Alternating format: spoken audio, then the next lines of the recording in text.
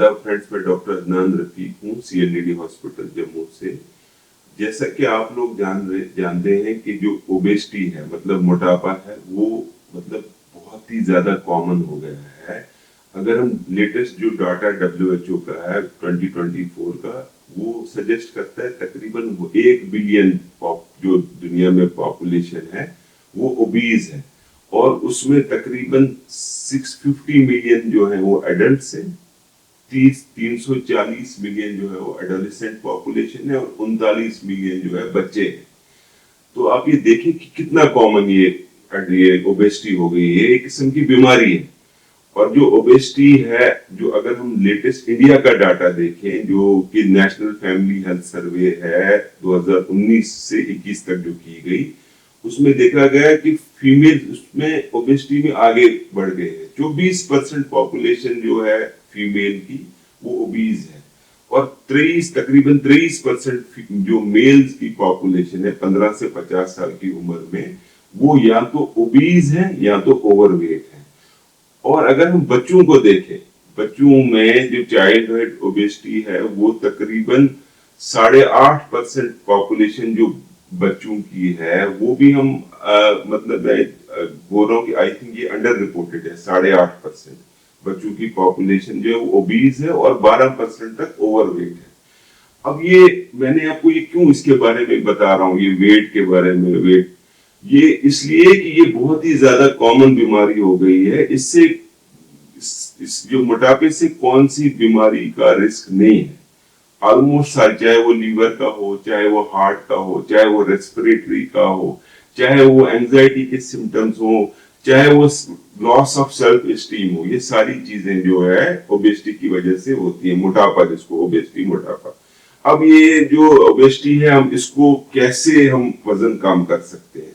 जैसे कि मैंने अपने पिछले वाले भी जो मेरे लेक्चर्स थे, या जो मैंने यूट्यूब वीडियोस जो मैंने डाले हैं इस पे, उसमें मैं बताता रहा हूं कि जो डाइट है वो सबसे एक कॉर्नर स्टोन है वजन कम करने के लिए। अगर आप खाने पे ध्यान रखोगे तो आप जो है 80% तक जो मरीज हैं वो वजन जो है डाइट से कम कर सकते हैं, और 20% जो है वो एक्सरसाइज से हो सकता है। एक्सरसाइज और डाइट मैंने पहले ही बताई हुई है, पीछे वाले जो मेरे लगते हैं जो यूट्यूब वीडियोस हैं आप वो देख सकते हैं, चाहे वो fatty liver and mast cell की मैंने उसमें बताया हो। और ये अगर आप कर सकते हैं डाइट या एक्सरसाइज तो बहुत बढ़िया है। अगर ये चीज नहीं कर सकते, इसके बाद दवाइयां हैं, जो दवाइयों से भी वजन कम हो सकता है। और दवाइयां जो है ये इतना बहुत ही बड़े ह्यूज वे में आ रही हैं वजन कम करने के लिए। दवाइयों के बारे में मैं आपसे डिस्कस करूंगा थोड़ा आगे जाकर के। तीसरा ऑप्शन है एंडोस्कोपी। एंडोस्कोपी से भी हम जो है वेट लॉस कर सकते हैं।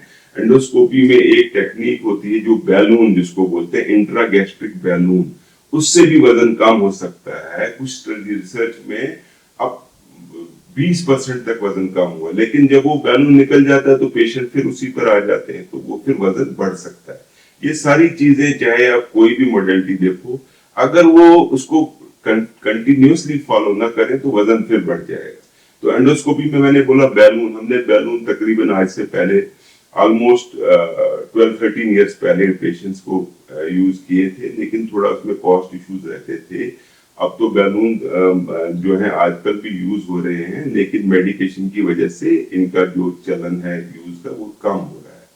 दूसरा हो गया एंडोस्कोपी में ही एक स्पेशल टेक्निक होती है, इसको बोलते हैं एंडोस्कोपिक स्लीव गैस्ट्रोप्लास्टी। एंडोस्कोपी से हम जो मैदे की कैविटी है वो कम कर देते हैं। ये एक कॉस्टली प्रोसीजर है। इसमें एवरेज जो एक्सपेंस है तकरीबन 3 लाख रुपए तक का होता है। इसमें भी अगेन इसमें रिसर्च अभी तक 5 साल से ज्यादा देखा गया है कि ये जो है excess weight loss to the tune जो है अप टू 30-40% तक भी है, वेट एक्सेस वेट लॉस हो जाता है इस एंडोस्कोपिक स्लीव गैस्ट्रोप्लास्टी से। लेकिन इसमें भी अगेन रिकरेंस के चांस ज्यादा होते हैं। उसके बाद हमारे पास एक जो जो प्रोबेबली जो बेस्ट ऑप्शन है उसके लिए वो है सर्जिकल अप्रोच। सर्जरी जो है 2 किस्म की है, एक रेस्ट्रिक्टिव सर्जरी है और माल एब्जॉर्प्टिव सर्जरीज होती है, जिसमें रेस्ट्रिक्शन करते हैं, जैसे स्लीव गैस्ट्रेक्टमी हो गई, या बैंड वैंड्स को काफी सारी चीजें हम यूज करते हैं, या वर्टिकल बैंड गैस्ट्रोप्लास्टी, ट्यूबनल स्विच, काफी सारी चीजें हैं ये, लेकिन कॉस्टली अप्रोच है, ये सारी चीजें सर्जिकल इन्वेजिव प्रोसीजर्स हैं। तो इसलिए जो है ये मेडिकेशन, जो दवाइयों की जो है, ये रिसर्च की जरूरत पड़ी, और ये जो दवाइयों का जो मार्केट है ये बहुत ही ज्यादा है, और आप मतलब आप इमेजिन नहीं कर सकते कि ये कितना कितना कॉमनली अभी जो ये दवाइयों पे रिसर्च हो रही है फॉर वेट लॉस। इस वक्त जो है तकरीबन 10 दवाइयां जो है ऑलरेडी जो अमेरिका की FDA है उसने अप्रूव की है वेट लॉस के लिए, जिसमें सबसे पहले एक सीमाग्लूटाइड एक दवाई है, वो मतलब कॉमनली यूज हो रही है ओजेम्पिक या वीगॉय के नाम से। फिर लीराग्लूटाइड भी यूज हो रही है, जो मैंने बताया आपको टिर्जापेटाइड, ज़ेपबोन, उसी का जो एक दूसरा नाम जो है उसको इंडिया में लॉन्च किया गया, उसका नाम है मोन्जारो। तो ये दवाइयां जो हैं ये उनमें से एक ही दवाई अभी इंडिया में अवेलेबल है जिसका नाम है मोन्जारो। मोन्जारो यूज हो रही है वेट लॉस के लिए, जो कि सिग्निफिकेंट वेट लॉस करती है टू द टून ऑफ 20%। अब जो बाकी कुछ नई दवाइयां भी आ रही हैं जो कि रिसर्च में अभी तकरीबन कुछ फेज 3 ट्रायल में भी चल रही हैं, उसमें अगर मैं आपको मेंशन करूं, एक दवाई है उसका नाम है डीटाट्रूटाइड दवाई है, एक है कैग्रिसेमा उसको बोलते हैं, उसमें जो है कैग्रिनिटाइड और सीमाग्लूटाइड है। उसके बाद एक एमिक्रिटीन आ रही है जो कि ओरल और इंजेक्टेबल फॉर्म में आ रही है, एमिक्रिटीन। ये इसका बोल रहे हैं कि ये तो जो बाकी दवाइयां हैं उससे भी बहुत आगे निकल रही है, जिसका अभी फेज 3 ट्रायल चल रहा है। जो पिछले ट्रायल थे वो लास्ट ईयर 2024 में उनका रिजल्ट्स आए हैं, तो बहुत ही बढ़िया उसमें रिसर्च में देखा जा रहा है। तो अब अगर मैं मोन्जारो की बात करूं, जो कि इस पर इंडिया में लॉन्च हुई है, ये यूएसए में 2022 में लॉन्च हुई मोन्जारो, और इंडिया में जो है ये अभी 2025 में तकरीबन 3 साल के बाद लॉन्च हुई। इसलिए यहाँ पे क्योंकि इसका जो है प्रोडक्शन जो है उतना ज्यादा नहीं था कि ये यहाँ पे लॉन्च हो जाए। तो अगर हम देखें ये जो दवाई है मोन्जारो, ये जो है ये यूएस में अगर इसकी कॉस्ट एक हफ्ते की देखी जाए तकरीबन मोर देन $1,000 है, $1,000 से ज्यादा। और अगर आप इंडिया में देखो तो इंडिया में जो मोन्जारो 2.5 और 5 में जो आ रही है उसकी कॉस्ट जो है तकरीबन 3500 रुपए है 2.5 मिलीग्राम की। वो मतलब ऑलमोस्ट आप समझ लो वो तकरीबन 1/20 कॉस्ट से भी कम है जो अमेरिका में है इस दवाई की कॉस्ट। तो ये क्या बोलते हैं मोन्जारो है, ये हम क्या करते हैं, इसको एक हफ्ते में एक बार दे देते हैं। नॉर्मली तो ये डायबिटीज के लिए, जैसे मैंने आपको बताया, इंडिया में लॉन्च हुई है, लेकिन वेट लॉस भी ये करती है, तो इसलिए इसको वेट लॉस में भी यूज किया जा रहा है। तो ये जो मोन्जारो है इसकी बेसिकली 2 रिसेप्टर पे एक्ट करती है, एक उसको बोलते हैं GLP-1 रिसेप्टर और GIP। GLP जो है वो ब्लड शुगर को शुगर को कम करने में हेल्प करता है, तो इसलिए हम जो है ये क्या बोलते हैं इसको शुगर के लिए मेडिसिन भी यूज कर रहे हैं। और ये क्या है, हमको थोड़ी मतलब ये जल्दी जल्दी हमें ना थोड़ा खाने से हमारा पेट भर जाता है, और ये हमें इच्छा नहीं रहती कि हम काफी देर तक खाना खाएं। दूसरा हो गया GIP रिसेप्टर। GIP जो है वो भी जो है हेल्प करता है बॉडी में इंसुलिन को रिलीज करने में, और इसकी वजह से भी जो शुगर है जो है वो जो ब्लड का कम हो जाता है। तो अब ये जो वेट लॉस में क्या टिर्जापेटाइड कितना वेट लॉस करता है, देखो जो मीन बॉडी वेट रिडक्शन है टिर्जापेटाइड का, वो तकरीबन जो रिसर्च बताती है 20% तक वेट लॉस करता है। और अगर हम सीमाग्लूटाइड जो ओजेम्पिक या जो भी मैं बता रहा था, उसकी जो है वेट लॉस जो है एवरेज जो है तकरीबन 14% है, 14% तक वेट लॉस है। ये हम कॉमनली यूज कर रहे हैं दवाइयां। अब इम्पोर्टेंट ये है कि मुझे जो लोग, काफी सारे लोग हमें बताते हैं कि नहीं डॉक्टर साहब ये दवाई जो है ये क्या तकलीफ प्रॉब्लम क्या करती है, देखो दवाई तो बहुत बढ़िया है लेकिन इसके साइड इफेक्ट्स क्या है। तो ये मेन मेरा जो एम है आपके पास ये वीडियो बनाने का, ये एक तो ये है कि इसका रिस्क बेनिफिट रेशो, तो जो रिस्क है वो तकरीबन छोटा स्मॉल रिस्क है मोंजारो का, लेकिन जो बेनिफिट है बेनिफिट बहुत ज्यादा है।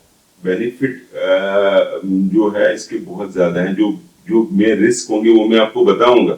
जो भी साइड इफेक्ट्स हैं मेनली इसके जीआई के गैस्ट्रोइंटेस्टाइनल साइड इफेक्ट होते हैं मोंजारो की, तो वो मैं आपको बताऊंगा। तो आप लोगों को अपने डॉक्टर के पास मिल करके उनसे ये सारा जो इसके एडवर्स इफेक्ट है उसके बारे में भी बात करिए। और अगर कोई दवाई ये ले रहा है तो उसको क्या क्या चीजें देखनी चाहिए मोंजारो के लिए, तो सो दैट उसको कोई प्रॉब्लम ना आए और उसके साइड इफेक्ट जो है रिड्यूस हो जाए। तो सबसे इंपॉर्टेंट नंबर 1 साइड इफेक्ट जो है मोंजारो का वो नोजिया, नोजिया का उल्टी का मन होना। उल्टी का मन जो रिसर्च है वो बताती है, जो लेटेस्ट ट्रायल है वो बोलते हैं तकरीबन 22% जो पॉपुलेशन जो मोंजारो पर है, मतलब 1/5 ऑफ द पॉपुलेशन जो है उनको उल्टी का मन होता है। और तकरीबन 10% पॉपुलेशन में उल्टी हो जाती है, मतलब 1/10 ऑफ द पीपल जो है उनको उल्टी हो सकती है। और ये जो ये नोजिया और उल्टी है ये ज्यादा कॉमन है उन पेशेंट्स में जिनको कि हायर डोजेस पे लगते हैं। और यूजुअली ये पहले स्टार्टिंग में ही हम क्या है, क्योंकि हम लो डोज से 2.5 मिलीग्राम से स्टार्ट करते हैं और हम उसको ऊपर तक 10 मिलीग्राम तक आराम से जा सकते हैं, लेकिन वो ग्रेजुअली स्टार्ट करना है। तो और उसको आपको हमेशा फिजिशियन से मिल करके उसको डिस्कस करना है। तो इनिशियली आपको 2.5 मिलीग्राम से स्टार्ट, ये चीजें जो होंगी ये आपको ज्यादातर पेशेंट्स में पाई जाएंगी, 1/5 ऑफ द पॉपुलेशन। तो आपको क्या चीजें करनी चाहिए जिससे कि आपका ये उल्टी फुल्टी का जो मन है ये कम हो जाए। सबसे पहले तभी आप खाओ जब आपको भूख लगे, जब आपको लगे कि नहीं जी मुझे खाने का मन है, तब खाओगे। और ये आपको मैं बता दूं ये मोंजारो के बाद ये चीज कम हो जाती, भूख लगना कम हो जाती है। दूसरी चीज आप क्या करो, आप यूं ही आपका पेट लगे कि नहीं मेरा पेट भर रहा है, तो आप क्या है आप बंद कर दो खाना। उससे 2 फायदे होंगे। एक तो आपका जो वजन है वो फास्ट कम होने लगेगा और ये जो नोजिया फीलिंग उल्टी का मन होगा ये भी कम हो जाएगा। फिर तीसरी चीज है आप थोड़ा थोड़ा करके बार बार खाइए, पूरे दिन में थोड़ा थोड़ा, ये नहीं कि आपको 3 मील्स लेनी है ना, ऐसा नहीं करिए। बार बार खाइए, multiple meals, may be 6 meals ले लीजिए लेकिन स्मॉल क्वांटिटी में। और फिर क्या करिए, आप जो खाना खाते हैं उसको आराम से खाइए, दांतों को भी यूज करिए, मुंह को यूज करिए, अच्छी तरह स्लोली स्लोली खाइए, उससे आपको नॉजिया फीलिंग कम हो जाएगी। फिर उसके बाद चलते हैं हम कि आपको कुछ चीजों को अवॉइड करना है खाना, जैसे फैटी फूड्स होते हैं, ग्रीजी फूड्स होते हैं जो कि आहिस्ता आहिस्ता मैदे से छोटी आंत में जाने लगते हैं, तो आपको ये फैटी फूड्स भी अवॉइड करना चाहिए। और अगर आप चाहें तो इजीली डाइजेस्टेबल फूड जैसे कुछ इसमें बोलते हैं कि जो आप सेब है या मिंट्स हैं या जिंजर बेस्ड ड्रिंक्स होती है वो आप यूज कर सकते हैं खाने से तकरीबन आधा घंटा पहले, इस दवाई को लेने से पहले। क्रैकर्स वैकर्स भी यूज करते हैं, तो उससे क्या है कि आपके जो उल्टी का मन होगा वो कम हो जाएगा। उसके बाद कभी कभी क्या होता है कि पेशेंट को जिनको काफी ज्यादा सीवियर नोजिया या उल्टी हो तो उनको क्या करना चाहिए, तकरीबन 1 घंटे तक या आधे घंटे से 1 घंटे तक खाने से पहले जो है ये खाने के बाद तक पानी ले लो, उसके बाद पानी पियो और पानी अच्छी तरह पियो। जितना आप हाइड्रेशन अच्छी रखोगे उसके बाद आपको उसके जो मैं आगे साइड इफेक्ट बताऊंगा वो कम होगा। और स्ट्रॉन्ग स्मेल्स जो होती हैं जैसे क्लीनिंग प्रोडक्ट हमारे घर में सफाई वफाई के लिए यूज होते हैं उनको भी आप अवॉइड करो। ये हो गया कि वॉमिटिंग का। दूसरा हो गया मोंजारो जो है वो डायरिया भी कॉज कर सकता है। तो डायरिया लूज मोशन मतलब जिसको हम बताते हैं, पेशेंट के लूज स्टूल हो सकते हैं। जो रिसर्च हुई है वो बोल रही है तकरीबन 17% तक पॉपुलेशन, मतलब 10 से 17% ऑफ पॉपुलेशन में जो है लूज मोशन हो सकते हैं मोंजारो की लेने के बाद।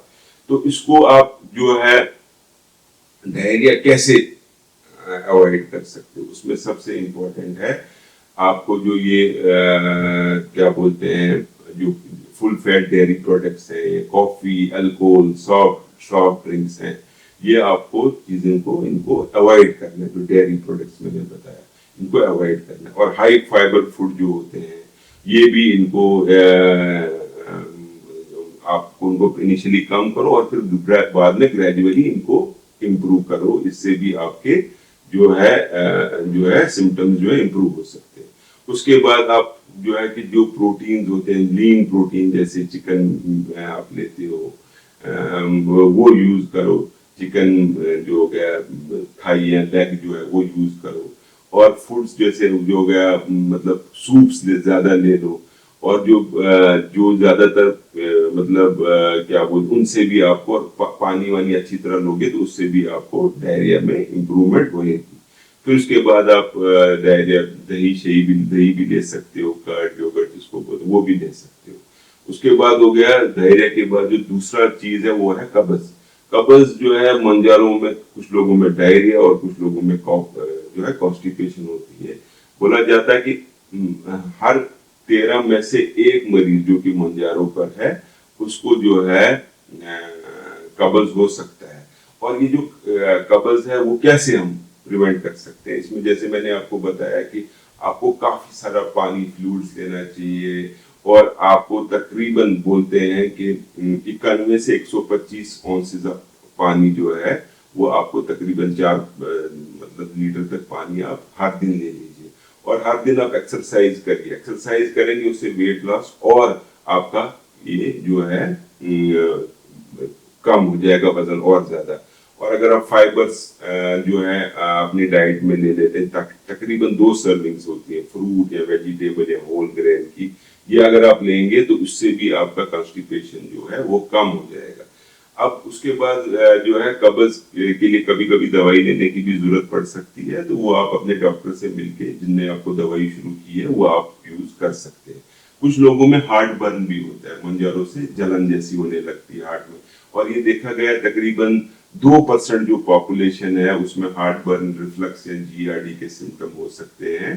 तो ये आपको ऊपर आ सकता है, मुंह में कड़वाहट आ सकती है, पानी आ सकता है। इसमें आपको जो ट्रिगर्स जो होते हैं ज्यादातर स्पाइसी फ्राइड फूड, जैसे मैंने बताया फैट्स बताया, कैफीन या अल्कोहल है, तो ये कॉमन होते हैं। सिट्रस फ्रूट्स हैं, ये भी आपको जो है हार्ट बर्न का कर सकता है। तो इसमें अगेन जैसे मैंने बताया कि हमेशा जो जब आप ये रिफ्लक्स सिम्टम हो तो तकरीबन 2 घंटे खाने के बाद तक झुकना नहीं है, पेट भर के नहीं खाना है, और अपने हेड एंड को रेज कर दीजिए, लेफ्ट हैंड पे स्लीप करिए, स्मोकिंग को बंद करिए, स्लोली खाना खाइए और छोटी मील्स ले लीजिए। तो ये हो गया आपका हार्ट बर्न, जो रिफ्लक्स हो सकता है। उसके बाद जो है अब बाकी सारे जो हैं कुछ कम साइड इफेक्ट्स होते हैं, जैसे कि कभी कभी इंजेक्शन साइट, नॉर्मली जो ये हम इंजेक्शन पेट में या सबक्यूटेनियस लगाते हैं, तो ये इंजेक्शन साइट में जो कभी कभी रिएक्शन हो सकती है, उसमें तकरीबन 3% पॉपुलेशन में देखा गया है कि इंजेक्शन साइट जो है इन्फेक्शन हो सकती है, इचिंग हो सकती है उस जगह पे, रेडनेस या पेनफुल कभी कभी रेयरली हो सकता है। तो उसके लिए आपने अपने डॉक्टर को दिखाना है, वो आपको दवाई समझा देगा। कभी कभी उसमें सिंपल आइस पैक या कोल्ड कंप्रेशन से भी फर्क पड़ सकता है। और एक चीज और है, मंजारों के साथ कभी कभी लोगों में डिजीनेस, जिसको हम लाइट हेडेडनेस बोलते हैं, फील करते हैं। तो उसमें हमें देखना है कि अगर ऐसा कभी फील हो तो मरीज को देखना चाहिए कि कहीं उसका शुगर ग्लूकोमीटर से चेक करो, कहीं शुगर कम तो नहीं है। और अगर वो इस मंजारों के साथ और भी कोई दवाई ले रहा है शुगर के लिए, या इंसुलिन है, या बाकी सारी दवाइयां जो ओरल दवाइयां लेते हैं, उनका भी रिस्क होता है शुगर कम करने का। तो अगर आपको जो है शुगर कम होता है इस मंजारों से की स्टार्ट करने से, तो बेटर है आप एक बार अपने जो भी डॉक्टर हैं उनको दिखा दीजिए। तो उससे भी आपको जो है शुगर में हेल्प मिल जाएगी। अब ये है कि मंजारों का रिसर्च बोलती है कि ये मंजारों जो है ना, ये मूड स्विंग्स भी काज कर सकता है, जैसे डिप्रेशन, एंजाइटी, कभी कभी सुसाइडल थॉट्स भी हो सकते हैं। तो एक लेटेस्ट रिसर्च आई थी तकरीबन 2024 में, जिसमें देखा गया कि जो ये GLP-1 ड्रग्स हैं, जैसे मैंने मोंजारो बताया, लीराग्लूटाइड है या ओज़ेम्पिक है, ये जो है ये सारी ही दवाइयां अक्रॉस द ग्रुप जो है ये मूड चेंजेस कर सकती है। और मोंजारो जो है सिर्फ 2% जो रिपोर्ट्स हैं मोंजारो की जिनने यूज किया उनमें मूड स्विंग्स आ सकते हैं। तो उसमें यही है, थोड़ा इंसान को योगा शोगा करना है, अपने जो डॉक्टर को दिखाइए, अगर उसको दवाई चेंज करनी है तो वो जो है वो कर सकता है। लेकिन एक चीज मैं आपको बताऊं, कोई सिंगल भी जो साइकेट्रिक रिलेटेड डेथ्स है वो नहीं रिपोर्ट की गई है, या तो मंजारो से या ज़ेपोन जो दवाई है ज़ेपेटाइड जो है, इससे एक भी सिंगल कोई सुसाइडल या कोई ये डेथ रिपोर्ट नहीं की गई है आज तक। उसके बाद जो है इसके मंजारो की, अब मैं चलता हूँ जो इसके सीरियस दो साइड इफेक्ट्स बोले जाते हैं। सीरियस साइड इफेक्ट्स में इनका एक तो जो है वो बोलते हैं पैनक्रेटाइटिस, जो पैनक्रियास होता है उसकी सूजन करना। जो पैनक्रियास की सूजन है वो बहुत मतलब कम पेशेंट्स में देखा गया है मोंजारो में। तकरीबन अगर 3 पर 1000 न्यू यूजर्स पर ईयर ये देखा गया है कि नहीं जी, इसमें 3 पर 1000 पर न्यू यूजर पर ईयर ये देखा गया है। तो ये जो है ये देखा गया रिसर्च में। और ये जो रिस्क जो लिंक की गई है इस मेडिसिन से ये तकरीबन नेग्लिजिबल है। लेकिन आपको ये पता होना चाहिए क्योंकि ये कभी कभी बहुत रिस्की हो सकता है। तो इसमें मंजारो में क्या होता है, अगर ये पेंक्रेटाइटिस में क्या होता है, सॉरी, इसमें मरीज को यहाँ पे दर्द हो सकती है अपर एब्डोमेन में, और वो पीछे कमर में जा सकती है, कभी कभी सीवियर हो सकती है, और आगे को जाने से दर्द में फर्क हो सकता है और नीचे को लेटने से दर्द बढ़ सकती है। तो ये आपको ध्यान रखना है पेंक्रेटाइटिस का। कभी भी किसी को ऐसी दर्द हो मंजारो की दवाई यूज करने के साथ में तो इमीडिएटली वो डॉक्टर को दिखा सकता है। एक चीज मैं आपको और बताऊं, ऐसे ही एक दवाई जो शुगर में यूज होती है उसको हम बोलते हैं DPP-4 इनहिबिटर्स, जिसमें की दवाइयां हैं गिलिप्टिन, सीटागिलिप्टिन या ऐसी दवाइयां हैं, उनकी वजह से भी सीवियर पेंक्रेटाइटिस का रिस्क बताया जाता है। लेकिन वो बहुत ज्यादा कॉमनली दवाइयां यूज हो रही हैं, सीटागिलिप्टिन, टेनिगिलिप्टिन, ये बहुत ज्यादा कॉमनली डायबिटीज, क्योंकि इनका बेनिफिट बहुत ज्यादा होता है दवाइयों का। तो इसलिए जो है ये आपको ये एक छोटा सा रिस्क है जो कि बाकी दवाइयों में भी पाया जाता है। तो यू कैन कंटिन्यू विद, आप ये दवाई मंजारो यूज कर सकते हैं उसमें, लेकिन आपको ध्यान रखना है ये सिम्टम्स का जब भी आपको ये दवाई शुरू की जाए, और आपको डॉक्टर हमेशा बताएगा कि ये रिस्क है। तो एक जो उसका सबसे इंपॉर्टेंट रिस्क है मंजारो का, जो वो है कि बोलते हैं कि थायराइड मैलिग्नेंसी का रिस्क होता है। मंजारो जो है ये एक ब्लैक बॉक्स वार्निंग के साथ FDA ने जो है ये आती है। उसमें ये देखा गया है कि ये जो है वो कैंसरस और नॉन कैंसरस थायराइड कैंसर किस में देखा गया है, ये देखा गया है माइस और रैट्स में, चूहों में देखा गया है। और ये देखा गया है अगर ये आप ज्यादा टाइम ये यूज करेंगे और हायर डोज और ज्यादा टाइम तक ये यूज करेंगे, उनमें देखा गया है, किन में, चूहों में। तो अभी तक ये हमें पता नहीं है कि क्या ये सेम इफेक्ट हम लोगों में है कि नहीं। लेकिन ये रिकमेंड नहीं किया गया है जो कि लोग जिनको फैमिली हिस्ट्री हो थायराइड मैलिग्नेंसी की, उनमें मंजारो को यूज नहीं किया जाना चाहिए। हालांकि इसका रिस्क अभी देखा नहीं गया है कि कोई किसी पेशेंट में थायराइड मैलिग्नेंसी हुई है, ये सिर्फ रैट्स में देखा गया है। लेकिन हम तब भी ये आपको बताना चाहेंगे, अगर किसी को फैमिली हिस्ट्री हो थायराइड मैलिग्नेंसी की तो उनको ये अवॉइड करना चाहिए। क्या, मंजारो। उसके बाद हो गया मंजारो और गैस्ट्रोपैरेसिस, जिसको कि कुछ लोग स्टोमक पैरालिसिस भी बोलते हैं। ये जो स्टोमक गैस्ट्रोपैरेसिस है इसके काफी सारे रीजन हैं। गैस्ट्रोपैरेसिस हो गया मैदे की चाल स्लो हो जाना। मैदे की चाल स्लो हो जाने का one of the commonest reason है डायबिटीज और हाइपोथायराइडिज्म, उसकी वजह से भी मैदे की चाल स्लो हो जाती है। और मंजारो की वजह से भी कहते हैं कि मंजारो की वजह से भी जो है ये चाल स्लो हो जाती है। ये जो मंजारो है ये क्योंकि ये भी जो है स्लो कर देता है इसकी आंत की मैदे की चाल को, इसलिए इसका एक रिस्क फैक्टर बताया जाता है।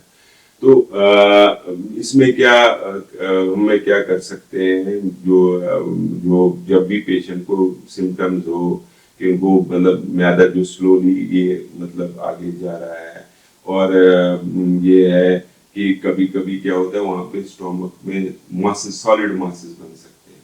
तो इसमें क्या होता है कि मरीज को पेट फूल जाता है, इंडाइजेशन होती है, वो थोड़ा सा ही खाने से उनका पेट बिल्कुल फुल हो जाता है, और ऊपर अपर एब्डोमेन में ना उनको मैदे में दर्द होना शुरू हो जाती है, वो उल्टियां और करते रहते हैं, नॉजिया फीलिंग बार बार हो जाती है, और उनने जो खाया होता है वो सारा ही, जैसा खाया होता है वो सारा ही, जैसे होल पीसेस जो भी होंगे अनडाइजेस्टेड फूड के, वो सारे ही वापस आने लगते हैं। उन पेशेंट को भूख भी कम हो जाती है, और एसिड रिफ्लक्स या हार्ट बर्न होता है, और ब्लड शुगर की फ्लक्चुएशन और कॉन्स्टिपेशन ये होने लगती है। तो इस केस में आपको इसको बोलते हैं स्टोमक पैरालिसिस या गैस्ट्रोपैरालिसिस। अगर आपको ऐसे कभी भी सिम्टम होने लगे तो आपको इमीडिएटली अपने डॉक्टर को दिखाना है, और मे बी वो आपकी दवाई बंद भी कर सकते हैं। तो हाँ, ये जो मोंजारो जो है अभी जो है, ये हमने देखा कि इसके जो भी साइड इफेक्ट्स हैं मैंने आपको बता दिए। लॉन्ग टर्म जो साइड इफेक्ट्स हैं मैंने आपको वो भी बता दिए कि क्या क्या अभी हमें देखा गया है, जिसमें कन्विंसिंग पूरा अभी रिसर्च नहीं आई है। इसमें क्या है ना, मैं आपको टिप्स देना चाहूंगा। अगर मोंजारो के आपको सिम्टम्स होते हैं तो बेस्ट यही रहेगा कि आपको जो भी खाओ वो बॉइल्ड हो, या बेक्ड प्रोडक्ट हो, या ग्रिल्ड हो, वो आप खाओ, वो आपको इजीली डाइजेस्ट हो जाएंगे। और जो चीजें खाते हो ना उसमें पानी का सोर्स जो है, पानी ज्यादा हो, जैसे वाटर रिच फूड्स होते हैं, जैसे आपको वाटरमेलन हो गया, कुकम्बर, सेलरी, ये चीजें खाओ। क्लियर ड्रिंक्स ज्यादा ले लो, अवॉइड करो हाई फैट और फुल फैट फूड्स, जिनको मतलब ज्यादा जिसमें एनर्जी डेंस हो, उनको आप उनको अवॉइड कर लो। तो अगर आप ये चीजें करेंगे, इससे आपको जो है ये मोंजारो के जो साइड इफेक्ट्स हैं ये कम हो जाएंगे। देखिए, दवाई आप लोगों को ये अंडरस्टैंड करना है कि जो दवाइयाँ होती हैं, कोई भी दवाई, चाहे वो हमारी दवाई हो, चाहे वो आयुर्वेदिक या कोई भी दवाई है, उसके साइड इफेक्ट्स तो आपको जो है वो होते हैं। और क्या होता है कि जो रिसर्च में जब आपको पता चले, जैसे ये मोंजारो है, ये अभी पिछले इतने सालों से यूज हो रही है, और इसके इतने सालों से मतलब हमने देखा कि बहुत बड़े बड़े सेलिब्रिटी लोग यूज कर रहे हैं इस दवाई को। तो लेकिन हमें आहिस्ता आहिस्ता पता चल रहा है कि इसके क्या क्या साइड इफेक्ट्स हैं। तो इसलिए हमें हमेशा इस पे देखना चाहिए, डॉक्टर को बीच बीच में दिखाते रहना चाहिए कि नहीं जी, अगर इसका कोई भी साइड इफेक्ट डेवलप हो जाए तो फिर हम इस दवाई को स्टॉप करें। लेकिन मैं आपको एक चीज बताऊंगा, ये जो फ्यूचर है वेट लॉस का, आई थिंक ये बहुत ही बढ़िया है, क्योंकि इस पे इस वक्त दुनिया में अगर किसी चीज पे सबसे ज्यादा दवाइयों में रिसर्च हो रही है तो मेरे हिसाब से वो वेट लॉस और फैटी लीवर की दवाइयां हैं। तो आई होप कि ये जो है मरीज जो है सबसे पहले दवाइयों से पहले वो कोशिश करें कि वो खुद ही वजन कम करें, उसमें वो खाने पर ध्यान दें और एक्सरसाइज पर ध्यान दें और हेल्दी लाइफस्टाइल मेंटेन करें। लेकिन अगर आप वेट लॉस, जिनको की मॉर्बिड ओबेसिटी है, अगर वो वेट लॉस नहीं कर पाते हैं तो उनका टारगेट ऑर्गन डैमेज का चांस ज्यादा हो जाता है, मतलब उनको काफी सारी कॉम्प्लिकेशन, रिस्क का चांस ज्यादा हो जाता है। तो उस केस में आप किसी अच्छे से डॉक्टर को दिखा करके ये वेट लॉस की दवाइयां शुरू कर सकते हैं। बहुत शुक्रिया आप लोगों का, thanks for watching my video.